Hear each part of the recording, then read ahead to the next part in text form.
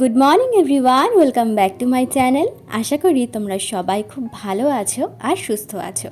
এটা হচ্ছে জামাই ষষ্ঠীর ভিডিও। সকালবেলা ঘুম থেকে উঠে মায়ের হাতে হাতে রান্নাবান্নার কাজে একটু সাহায্য করে ঘর ঝাড় দিয়ে ঘর মুছে স্নান করে পুজো দিয়ে দিয়েছি। আর এর মধ্যে দেখতেই পেলে শাশুড়ি মা বেড়ে দিয়েছে কত খাবার। মা সকালবেলা যা যা রান্না করেছে সেই সমস্ত কিছু কিন্তু আমাদেরকেও সকালবেলা দিয়ে দিয়েছে খেতে। খাওয়া দাওয়া করে নতুন শাড়ি পরে এখন চলে এসেছি দেখো রেডি হতে। ঘরে এতটাই গরম যে ফ্যান তো দূরের কথা, মানে কোনো হাওয়াই গায়ে লাগছে না। এই দেখো যে নতুন কুলারটা কিনেছি সেই কুলারটা জ্বালিয়ে কিন্তু এখন রেডি হচ্ছি। তবে কুলারের হাওয়াও যেন গায়ে আর লাগছে না, এতটাই গরম লাগছে আজকে। তার মধ্যে শাড়ি পরেছি আরও গরম, তারপর আবার নতুন শাড়ি। তো যাই হোক, সব মিলিয়ে ভালোই গরম লাগছে। আর এই গরমের জন্য আমি কিন্তু কোনো মেকআপও করছি না, জাস্ট হালকা করে একটু টাচ আপ দিয়ে নিচ্ছি। জামাই ষষ্ঠী করতে যাচ্ছি, তাও আবার প্রথম বছর, একটু তো সাজুগুজু করতেই হয়। তবে এতটাই গরম লাগছে যে একটু মনের মতন করে যে সেজে গুজে বাপের বাড়ি যাব সেটাও আজকে আর হচ্ছে না। এই ঘরটায় যেন একটু বেশিই গরম লাগে। বাবা মার ঘর বা বাইরের রুমে কিন্তু এত গরম নেই, আমাদের ঘরে এত ফার্নিচার ঢুকে গেছে, সেই গরমটা আর সহ্য করা যাচ্ছে না। তো যাই হোক, এখানে দেখো ফাইনালি আমি রেডি হয়ে গেছি।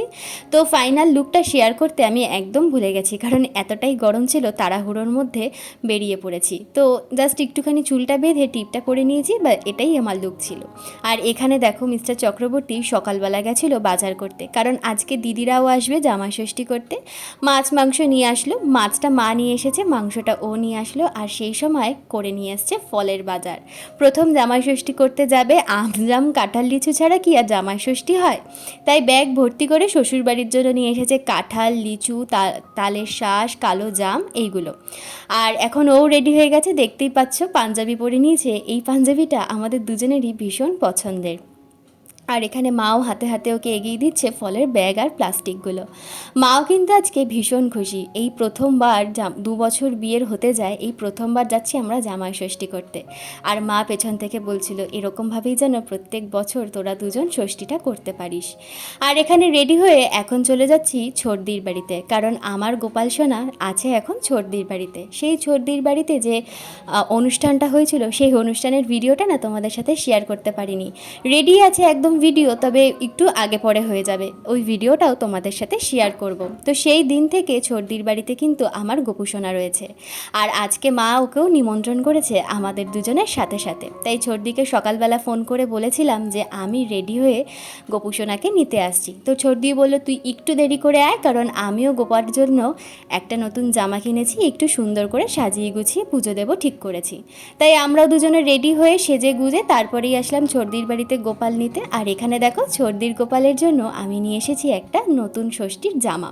তাই বললাম বিকেলবেলা ওকে তুমি পরিয়ে দিও এই জামাটা। আর এখানে একটুখানি ঘরে এসে একটু ঠান্ডা জল খেয়ে নিচ্ছি, কারণ বাইরে থেকে এসছি, এতটা গরম লাগছে, তাই মনাকে বললাম একটু মিশিয়ে দে জলটা।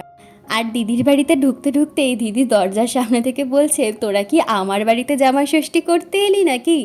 তো যাই হোক, ওখানে দেখো আমাদের একটু জল ঠল খাওয়া হয়ে গেছে, আর বেশিক্ষণ বসিনি, কারণ অনেকটাই দেরি হয়ে গেছে, প্রায় 1টা মতন বাজে। মা বলেছিল সকালের টিফিনটাও ওই বাড়িতে গিয়ে করতে, মাও আমাদের জন্য টিফিন কিন্তু এনে রেখেছে। আর এদিকে শাশুড়ি মাও ঠিক করেছিল যে বাড়ি থেকে যাতে আমরা একটু খেয়ে যাই, তাই দুই বাড়ি থেকেই অল্প অল্প করে খেতে হবে। শাশুড়ি মাকেও বলেছি তুমি অল্প করে সকালের খাবারটা দেবে যাতে ওই বাড়িতে গিয়ে খেতে পারি, আর মাকেও বলেছি তুমি 2টো করে কচুরি রাখবে যাতে দুপুরবেলা খাবারটা খেতে পারি, আমি সকালে এখান থেকে খেয়েই যাব। তো আমাদের ইচ্ছে ছিল 12টার মধ্যে ওই বাড়িতে ঢোকার, কিন্তু দেরি হতে হতে আর কি বেজে গেছে 1:45 মতন, এখনও মিষ্টি কিন্তু নেওয়া হয়নি। তো দিদি বলল তুই মিষ্টি নিয়ে আয়, আর আমি নিয়ে নিয়েছি দইটা। তো সেই কারণের জন্য মিষ্টির দোকানে এখন দাঁড়িয়ে পড়ছি, কিন্তু মিষ্টির দোকানে দাঁড়াতে যাব তখনই দেখছি ভেতরে কিন্তু প্রচুর ভিড়। আজকে জামাই ষষ্ঠী, সবজির দোকান, ফলের দোকান, মিষ্টির দোকানে ভিড় কিন্তু হবেই। তবে এই বাড়ির সামনে এই মিষ্টির দোকানে এসে দেখলাম মিষ্টির দোকানে কিন্তু সেরকম একটা ভিড় নেই, একটু ফাঁকা আছে। তো এই মিষ্টির দোকান থেকেই এখন মিষ্টিটা নিয়ে নেব। আর আমাদের খড়দার মধ্যে এই দোকানটা কিন্তু ভীষণ নামকরা মিষ্টির দোকান। তো যাই হোক, রসগোল্লা নিতে এসেছিলাম, শুনলাম রসগোল্লা শেষ হয়ে গেছে, তা কী নেব, অনেক ধরনেরই মিষ্টি রয়েছে, তো নিয়ে নিলাম 2 রকমের মিষ্টি।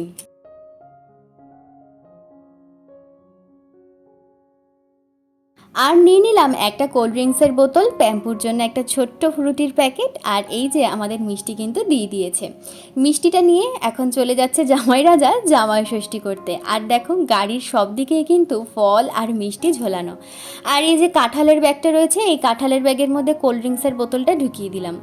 বিয়ের প্রথম বছর ইচ্ছে ছিল একটু ভালো করে জামাই ষষ্ঠী করব, কিন্তু সেই বছর তো হয়নি, কারণ ওই বছর আমরা চেন্নাই থেকে আসতে পারিনি। তবে এই বছর ঠিক করে এসেছিলাম যাই হয়ে যাক না কেন জামাই ষষ্ঠী করতে যাব, কারণ পরে যখন ফেসবুকে হোয়াটসঅ্যাপে সবার ছবি দেখি না জামাই ষষ্ঠীর, ভীষণ খারাপ লাগে, বিয়ে হয়েছে জামাই ষষ্ঠী করতে পারলাম না। তাই এইবার মনের মতন করে জামাই ষষ্ঠীটা কিন্তু মা আর আমরা দুজনেই পালন করেছি। আর চলে এসেছি দেখো বাড়ির সামনে, আর এতগুলো ব্যাগ হয়ে গেছে, ও বলছে তুমি কিছু হাতে নাও, আমি কিছু হাতে নিই। তবে আমি বললাম আমি গোপাল সোনাকে নিয়েছি, তুমিই নাও, আমি মিষ্টি লিচুর প্যাকেটটাই নিয়ে নিচ্ছি। তো এখানে চলে এসেছি ঘরে। ঘরে ঢুকবো কি, গাড়ির আওয়াজ পেয়ে প্যাম্পু কিন্তু বেরিয়ে এসেছে। ও যে কি করে বুঝে যায় আমি কিন্তু জানি না। সত্যি কথা, না গাড়ির হর্ন বাজানো হয় না কিছু, গাড়ি স্টপ হবে আর প্যাম্পু কিন্তু চলে আসবে বাইরে, মিমি এসেছে মিমি এসেছে বলে। আর এদিকে ঘরে ঢুকতে না ঢুকতেই মা কিন্তু বকাবকি শুরু করেছে। এই তোদের আসার সময় হলো, বলেছিলি সেই 11টা কি 11:30টার মধ্যে চলে আসবি, আর এখন বাজে 1টা। তো যাই হোক, কিছু করার নেই, মার হাতে তুলে দিলাম সব ফল আর কাঁঠাল যা যা এনেছি আর কি, মিষ্টি সব কিছুর ব্যাগ তুলে দিলাম। আর এখানে দেখো আমি চলে এসেছি এখন ঠাকুর ঘরে, কারণ গোপুসোনাকে সিংহাসনে বসাতে হবে। মা বললো ওকে কি সেবা দিয়ে এনেছিস, আমি বললাম একবারের সেবা ওকে দেওয়া আছে, দুপুরবেলার সেবাটা ওকে দিতে হবে। আমার মায়েরও ইচ্ছে ছিল জামাই ষষ্ঠী যখন আমরা করতে আসবো আমাদের ছেলেকেও যেন এই বাড়িতে নিয়ে আসি, তাই সে কারণের জন্য গোপুসোনাকেও আমি কিন্তু আমার সাথে করে ষষ্ঠী করতে নিয়ে এসেছি। ওর জন্য একটা নতুন জামা কিনেছি, সেটা তোমাদেরকে দেখাতে একদম ভুলে গেছি। মা যখন কালকে পরাবে বা আজকে সন্ধেবেলা যখন পরাবে তখন চেষ্টা করব তোমাদেরকে দেখিয়ে দেওয়ার। আসলে এখানে এসে না এতটাই ব্যস্ত, কোন দিকে যাব কোন দিকে সামাল দেব এই করতে করতেই সময় কিন্তু পেরিয়ে যাচ্ছে। এই যে এই বাড়িতে এসেছি কদিন হলো, দেখতে দেখতে তাড়াতাড়ি সময় কেটে গেল। আর এদিকে দেখো গোপাল সোনাকে সিংহাসনে বসাতে বসাতে মাও কিন্তু গ্লাসে বেড়ে ফেলেছে আমাদের জন্য কোল্ড ড্রিঙ্কস। শুরু হয়ে গেছে জামাই আদর কোল্ড ড্রিঙ্কস দিয়ে। আর আমিও যে এতদিন পর চেন্নাই থেকে কলকাতায় এসেছি, বাবা মাও কিন্তু ভীষণ খুশি, মানে একদম আহ্লাদে গদগদ, কোনটা খাবো কি করব সবসময় কিন্তু আমার খেয়াল রাখছে। তো যাই হোক, এখানে দেখো আমাদের জন্য আর কি বেড়ে দিচ্ছে সকালের ব্রেকফাস্টটা। মা বললে এনেছি যখন তোদের নাম করে একটা একটা করে দুজনে খেয়ে নে। আর মিস্টার চক্রবর্তী বলল মা তুমি আর আলাদা প্লেটে দিও না, তুমি একটা প্লেটে আমাদের দুজনেরটা দিয়ে দাও। আর এদিকে মাও ফল কেটেছে, লিচু আম জাম। তো যাই হোক, দুজনেই একটা একটা করে খেয়ে নিলাম। আর এদিকে দেখো বাবা স্নান করে চলে এসেছে গোপাল দুজনকে সেবা দিতে। আমার বাবা কিন্তু প্রত্যেক দিনই স্নান করে উঠে গোপালকে দেয় আর একটুখানি করে গীতা পড়ে।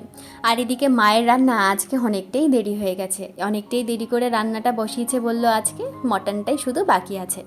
আর এর মধ্যে আমি চলে আসলাম, ব্যাগে করে যা যা ফল আমি নিয়ে এসেছি সেই ফলগুলো একটুখানি ঝুড়িতে ঢেলে নেব, কারণ গরমের মধ্যে না প্লাস্টিকের রয়েছে তো নষ্ট হয়ে যাবে। তো সেই কারণের জন্য মিস্টার চক্রবর্তী বললে তুমি আর কি কাজগুলো করে ফেলো, কারণ মার এখনও রান্নাঘরে কাজ হয়নি। আর দিদিও ওপরে ওর ঘরের কাজ করছে, তো সেই কারণের জন্য আমি এখন ফ্রি ছিলাম, ভাবলাম যে চলো ফলগুলো একেবারে ঝুড়িতে ঢেলে ধুয়ে রেখে দিই, তাহলে বিকেলবেলা ফলগুলো কেটে দেওয়া যাবে। আর নয়তো আমাদের দুপুরবেলা খেতে দিয়ে তারপর মার এই কাজগুলো করতে হতো, অনেকটাই দেরি হয়ে যেত। তাই ভাবলাম যে চলো এখন আমি ফাঁকা আছি, এই কাজগুলো আমিই করে দিই। কারণ কি বলতো, চেন্নাইতে চলে গেলে না তখন একটা আফসোস হবে যে বাবার কাছে গিয়ে দুদিন থাকলাম, একটু বাবা মায়ের সাথে সময় কাটাতে পারলাম না বা একটু গল্প করতে পারলাম না। এখন না এ বাড়িতে এসে মাকে খালি বলি মা একটু অল্প রান্না করো, একটু সময় কাটাই। ওখানে তো কম বেশি আমরা খাবার দাবার খেয়েই থাকি, হ্যাঁ ওখানে হয়তো অনেক কিছু পাই না, এখানে আসলে মা শাশুড়ি মা সেগুলো করে খাওয়ান।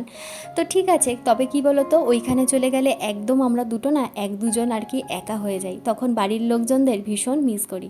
তো এখানে আসলে মনে হয় কি একটু সবার সাথে গল্প করি, সময় কাটাই, তাহলে মনটা ভীষণ ভালো লাগে। তাই মাকে বলি মা তুমি অল্প রান্না করো, যাতে আমার ওইখানে গিয়ে আফসোস না হয় যে ওখানে গিয়ে থাকলাম একটু বাবা মায়ের সাথে কথা বললাম না বা সময় কাটালাম না। তো সেই কারণের জন্যই আমি ভাবলাম যে চলো এখন এগুলো ধুয়ে দিই, তাহলে দুপুরবেলা মা একটু ফাঁকা থাকবে, মায়ের সাথে একটু কথা বলা যাবে। আবার অনেকেই জানো তো আমাকে নিমন্ত্রণ করেছে তাদের বাড়িতে যাওয়ার জন্য, মানে আমার রিলেটিভ, তাদের বাড়িতেও যাওয়া এখনো হয়নি। হ্যাঁ সবার বাড়িতে হয়তো যেতে পারিনি, তবে কয়েকজনের বাড়িতে এই বাবা মায়ের কাছে থাকতে থাকতেই ঘুরে এসেছি, কারণ সবার বাড়িতে না একবারে যাওয়াটা পসিবল নয়, সময়টাই করে উঠতে পারছি না। তো যাই হোক, এখন দেখো চলে এসেছি বাইরের কলপারে ফলগুলো ধুয়ে নিতে। আর কতগুলো দিন পর এই কলপারটায় বসলাম। বিয়ের আগে যখন বাবা সবজির ব্যাগ নিয়ে আসতো, আমারই ডিউটি ছিল সকালবেলা এই সবজির ব্যাগ থেকে আর কি সবজি ধুয়ে ঘরে নিয়ে গিয়ে রাখা। কতগুলো দিন পর, প্রায় বলতে পারো 2 বছর পর, কারণ 7 মাস আগেও যখন বাড়িতে এসেছিলাম তখন তো কিছুই মা করতে দেয়নি, এসেছিলামই 5 দিনের জন্য।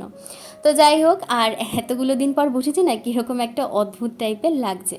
তো যাই হোক, ঘরে আমাদের ঝুড়ির ভীষণ অভাব, কারণ অনেকগুলো ঝুড়ি রয়েছে, মা এটা ওটা রেখেছে, তো সেই কারণের জন্য ফল ধোয়ার জন্য একটাই ঝুড়ি পেলাম।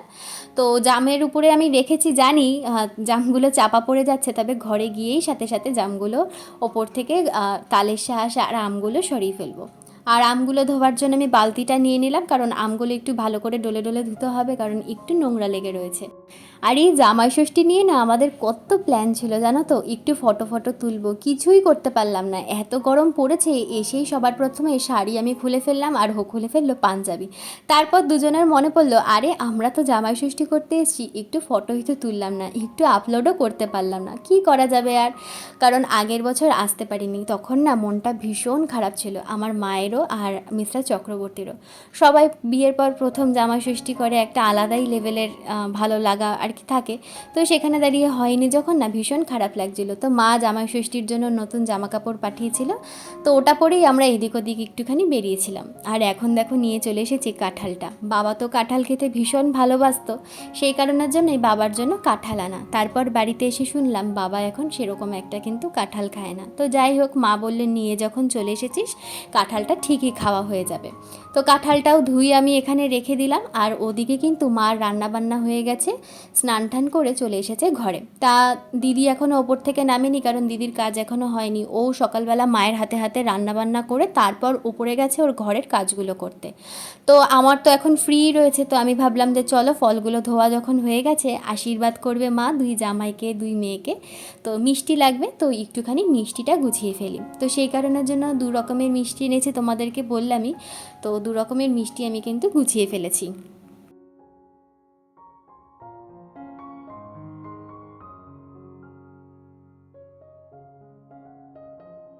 আর এখানে দেখো আমার কিন্তু ধান দুব্য গোছানো হয়ে গেছে। মা দুব্যগুলো সবই ঠাকুরে পুজো দেওয়ার সময় বেছে রেখেছিল, আর আমি ধানটা নিয়ে একটা প্লেটে নিয়ে রেখেছি। আর এদিকে দেখো মা স্নান টান করে বেরিয়ে একটু রেডি হয়ে এখন পেতে নিচ্ছে মেঝেতে বিছানার চাদর।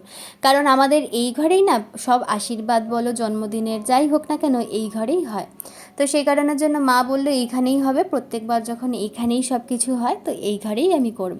আর এখানে দেখো আমি আর দিদি মিলে সমস্ত জামা কাপড় গুছিয়ে রেখেছি। বাবা মা আমাদেরকে যেটা দিয়েছে সেটাও আছে, আর আমরা বাবা মাদেরকে যেটা দেবো সেটাও গুছিয়ে রেখেছি একেবারে।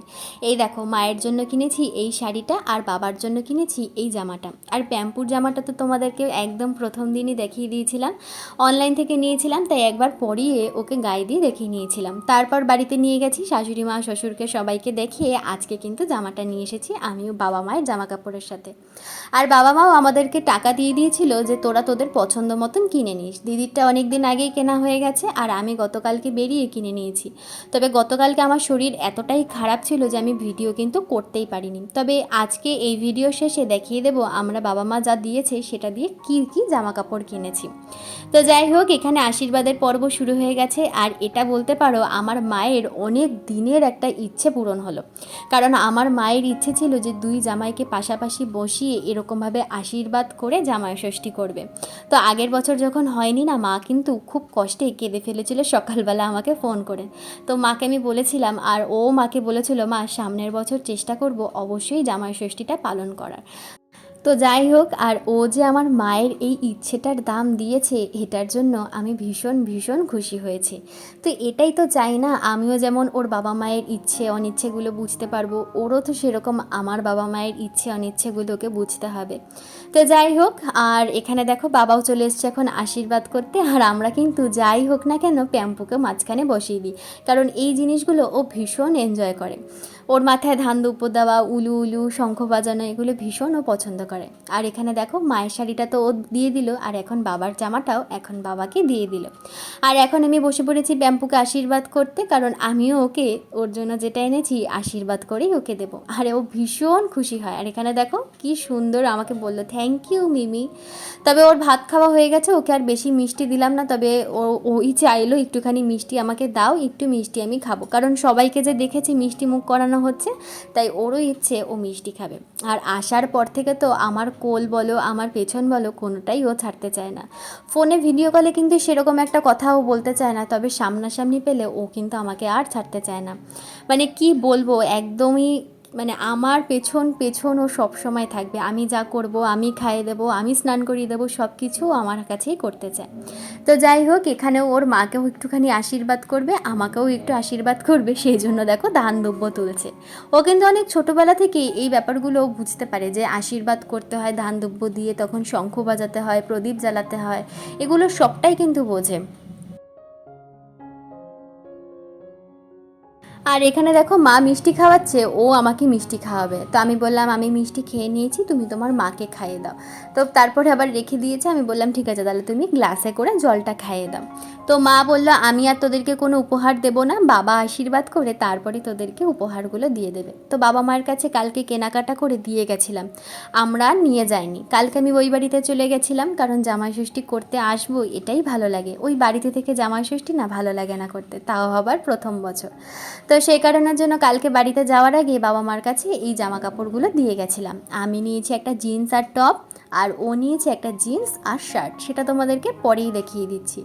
আর এখানে বসে পড়েছে প্যাম্পু, আমাদেরকেও ও আশীর্বাদ করে মিষ্টি খাইয়ে দেবে। বললামই তখন তো আর খেতে দিতে পারিনি, তাই এখনও বসে পড়েছে খাওয়াতে। মাঝে মাঝে ওর এত অ্যাক্টিভিটিগুলো দেখে হাসি পায়, আবার মাঝে মাঝে ভাবি ওখানে যখন চলে যাব এই কথাগুলোই মনে পড়বে, এই ভিডিওর মাধ্যমেই ওর সাথে এই সময় কাটানোর মুহূর্তগুলো তখন আর কি দেখব।